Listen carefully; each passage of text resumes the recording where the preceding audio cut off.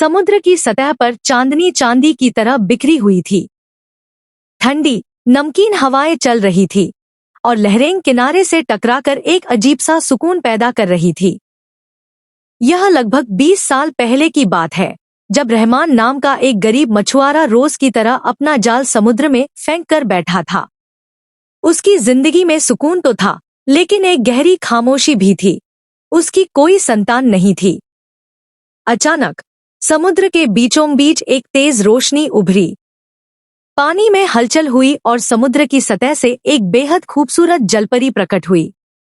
उसकी आंखों से आंसू बह रहे थे और उसकी गोद में एक नन्ही मासूम बच्ची थी जो गहरी नींद में सो रही थी।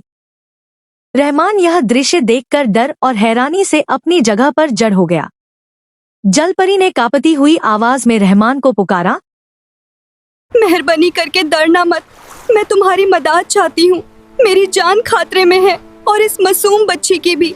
इसे यहाँ जहाँ कोई इसे ढूंढ न सके, इसके बदले समुंदर की ये दौलत और हैरत तुम्हारे हुए। बस मेरी बच्ची को एक इंसानी बेटी की तरह पालना। रहमान आगे बढ़ा और उस नन्ही बच्ची को अपनी बाहों में ले लिया। जैसे ही उसने बच्ची को छुआ, उसके दिल में एक पिता का प्यार जाग उठा। जलपरी ने आखिरी बार अपनी बेटी को देखा और गहरे पानी में गायब हो गई। रहमान उस दौलत और बच्ची को लेकर वहां से हमेशा के लिए चला गया। उसने और उसकी पत्नी ने उसका नाम सितारा रखा। समय बीतता गया और सितारा के बाद रहमान के घर 4 और बेटियां पैदा हुईं, हफ्सा, बरीरा, उनीजा और सबसे छोटी हुरे। रहमान अब उस दौलत की बदौलत शहर का सबसे बड़ा व्यवसायी बन चुका था, लेकिन इस सफर में उसकी पत्नी उसका साथ छोड़कर इस दुनिया से विदा हो चुकी थी। तुम्हें देखकर आज भी ऐसा लगता है जैसे पहली बार देखा था। मैं तुमसे बहुत प्यार करता हूँ। अब रहमान अकेले ही अपनी 5 बेटियों की देखभाल करता था। घर में हर किसी का अपना शौक था। सितारा को अपनी सबसे अच्छी दोस्त जारा के साथ रोब्लॉक्स खेलने का बहुत शौक था। वह अपनी दोस्त जारा और गेम रोब्लॉक्स से बहुत प्यार करती थी।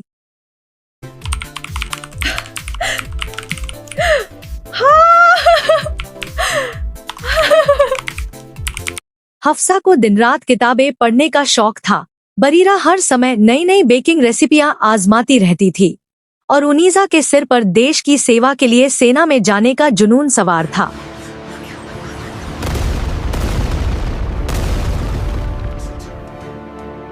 सबसे छोटी हुरे पूरे घर की लाडली थी। एक सुबह सितारा ने नाश्ते की मेज पर रहमान से कहा, आज मौसम बहुत प्यारा है। मैं अपनी सबसे अच्छी दोस्त जारा के साथ समुंदर की सैर पर जाना चाहती हूँ। क्या मैं जा सकती हूँ?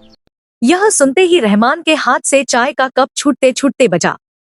उसके चेहरे पर गहरा डर छा गया। उसने सख्ती से मना करते हुए कहा, नहीं सितारा, तुम जहां जाना चाहती हो जाओ, पर समुंदर के करीब कभी मत जाना। ये मेरा आखिरी फैसला है। 5 बहनें बाबा का यह रूप देखकर हैरान रह गईं। उन्होंने कभी बाबा को इतना डरा हुआ और सख्त नहीं देखा था, मगर जवानी की जिज्ञासा और दोस्तों का साथ कुछ और ही चाहता था। कुछ दिनों बाद जब रहमान काम के सिलसिले में घर से बाहर था, 5 बहनें जारा के साथ बाबा को बताए बिना समुद्र के किनारे पहुंच गईं। हवाएं चल रही थी और सभी लड़कियां पानी के किनारे मस्ती कर रही थी। अचानक एक तेज लहर आई और किनारे पर खड़ी जारा और सितारा का पैर फिसल गया और वे दोनों गहरे पानी में जा गिरी। जारा को तैरना आता था, इसलिए वह थोड़ी देर में हांफती हुई बाहर निकल आई, लेकिन जब उसने सितारा को ढूंढा तो वह कहीं दिखाई नहीं दी। सभी बहनें घबराकर चीखने लगी, लेकिन पानी के अंदर सितारा के साथ एक चमत्कार हो रहा था। उसे बिल्कुल भी डर नहीं लग रहा था। हैरानी की बात यह थी कि उसे पानी के अंदर सांस लेने में कोई परेशानी नहीं हो रही थी, बल्कि वह आजादी से तैर रही थी। तभी एक डॉल्फिन उसके पास आई और सितारा को ऐसा लगा जैसे वह उसकी बातें समझ सकती है। सितारा डॉल्फिन से, मैं डूब क्यों नहीं रही? तुम्हारी आवाज मुझे इतनी साफ क्यों सुनाई दे रही है?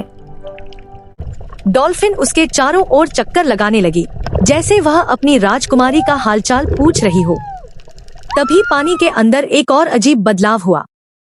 सितारा के काले बाल अचानक चमकदार इंद्रधनुषी रंगों में बदल गए। जब सितारा पानी से बाहर निकली तो किनारे चमकते बाल देखकर दंग रह गई। हफ्सा ने तुरंत अपनी समझदारी का परिचय दिया और अपना दुपट्टा निकालकर सितारा का सिर ढक दिया ताकि कोई और यह अनोखा दृश्य न देख सके। वे सब डर के मारे जल्दी जल्दी घर की ओर भागी, लेकिन उन्होंने यह नहीं देखा कि उनकी ही क्लासमेट नूर, जो हमेशा सितारा से जलती थी, एक चट्टान के पीछे खड़ी यह सब देख। घर वापस पहुंचते ही पांचों बहनों के नन्हे दिलों में डर बैठा हुआ था। बहरहाल उनके बाबा को पहले ही मालूम हो चुका था कि वो सब समुद्र पर गई थी। रहमान का गुस्सा आसमान पर था, मगर शाम को सब बहनों ने मिलकर अपने बाबा को मना ही लिया।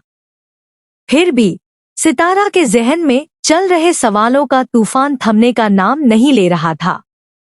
रात के सन्नाटे में जब पूरा घर गहरी नींद सो रहा था, सितारा दबे पांव अपने बाबा के कमरे में दाखिल हुई। रहमान जाग रहा था और परेशानी में कमरे में टहल रहा था। सितारा, बाबा। बाबा, मैं सो नहीं पा रही हूँ, मुझे सच जानना है। आज समुंदर में मेरे साथ जो हुआ वो आम नहीं था। मैं पानी के अंदर सांस ले सकती हूँ, डॉल्फिन्स मेरी बातें समझती हैं और मेरे बाल। रहमान ने एक ठंडी आह भरी। उसने देखा कि अब सच छुपाना मुमकिन नहीं था। उसने अलमारी के खुफिया खाने से एक दीम लकड़ी का डिब्बा निकाला और उसे खोलकर सितारा के सामने रख दिया। उसके अंदर एक निहायत खूबसूरत नीले रंग का जादुई नेकलेस चमक रहा था। तुम मेरी सागी बेटी नहीं हो, मगर तुम मेरी जान हो। तुम एक जलपारी की बेटी हो जिसका नाम उमाहानी था। तुम्हारी जान को खतरा था, इसलिए तुम्हारी माँ ने तुम्हें बचाने के लिए मेरी गॉड में डाल दिया था। ये नेकलेस उन्होंने ही दिया था। सितारा ने कांपते हाथों से वो नेकलेस उठाया और जैसे ही उसे अपने गले में पहना, कमरे में एक तेज नीली रोशनी फैल गई। देखते ही देखते सितारा के पांव एक बेहद खूबसूरत सुनहरी दूम तेल में बदल गए। दरवाजे के पीछे खड़ी उसकी बाकी बहनें और उनकी सच्ची दोस्त ज़ारा, जो सितारा की खैरियत दरियाफ्त करने रुक गई थी, यह मंजर देखकर हैरत से गूंगी रह गई। वो डरने के बजाय खुशी से उछल पड़ी कि उनकी बाजी सच में एक शहजादी है। मगर इस खुशी से बेखबर घर की खिड़की के बाहर एक साया मंडरा रहा था। नूर, जो उनका पीछा करते हुए वहां तक आई थी, खिड़की से यह सब देख चुकी थी। हसद और लालच ने उसकी आंखों पर पर्दा डाल दिया था। सितारा एक जलपारी है। अगर मैं इसे पकड़कर किसी को बेच दूं, तो मैं हमेशा के लिए अमीर बन जाऊंगी। नूर फौरन भागी हुई समुद्र के किनारे गई और पुरानी कहानियों के मुताबिक वहां के जादुई पानियों को पुकारा। उसका सामना उमारोमन से हुआ, जो सितारा की जालिम खाला थी। उमारोमन ने गुज़िश्ता 20 साल से सितारा की मां उमाहानी को एक जादुई कैद में बंद कर रखा था। बरसों पहले उनके बादशाह वालिद ने ऐलान किया था कि दोनों बहनों में से जिसकी पहली औलाद होगी, वही तख्त की वारिस बनेगी। उमारोमन की औऔलाद नहीं थी, जबकि उमाहानी के यहाँ बच्ची पैदा होने वाली थी। With this ring, I promise my heart to you forever. Forever isn't long enough when I'm with you, my love. उमारोमन ने चालाकी से उमाहानी को एक ऐसा जादुई शरबत पिलाया जिससे उसकी बच्ची सितारा जलपरी के बजाय एक इंसानी रूप में पैदा हुई। उमारोमन ने बादशाह को डराया कि यह बच्ची मनहूस है और इंसानों को समुद्र पर कब्जा करने का रास्ता दिखाएगी। बादशाह ने गुस्से में बच्ची को मारने का हुक्म दिया, मगर उमाहानी ने किसी तरह बचकर अपनी बेटी रहमान मछुआरे को सौंप दी थी। बादशाह के मरने के बाद उमारोमन खुद जालिम मलिका बन बैठी थी। नूर ने जब उमारोमन को बताया कि सितारा जिंदा है और शहर में मौजूद है, तो उमारोमन के तनबदन में आग लग गई। तो वो बच्ची जिंदा है, वो ही तख्त की असली वारिस है। अगर वो तख्त पर बैठ गई तो मेरा जादू खत्म हो जाएगा। नूर, तुम उसे मेरे पास लेकर आओ। बादले में मैं तुम्हें जादुई तख्त और बेहिसाब दौलत दूंगी। उमारोमन ने अपने जादू से नूर को पानी में सांस लेने की काबिलियत दे दी। अब नूर और उमारोमन दोनों मिलकर सितारा को फना करने और समुद्र की हुक्मरानी को हमेशा के लिए छीनने की साजिश तैयार कर चुकी थी। सितारा अब पूरी हकीकत जान चुकी थी। उसने फैसला किया कि वह अपनी मां को उस जालिम मलिका की कैद से आजाद करवाएगी और समुद्र की रियासत को बचाएगी। उसके जादुई नेकलेस ने उसे एक अजीब ताकत दी, जिसकी मदद से उसने अपनी सहेली जारा के गिर्द एक जादुई एयर बबल, हवा का गुब्बारा बना दिया ताकि वह भी पानी के अंदर सांस ले सके। दोनों ने गहरे समुद्र की तरफ छलांग लगा दी। उधर जमीन पर रहमान की बाकी बेटियां अपनी अपनी जिंदगी में कामयाबी की बुलंदियों को छू रही थी, मगर उनका दिल अपनी बाजी के लिए धड़कता था।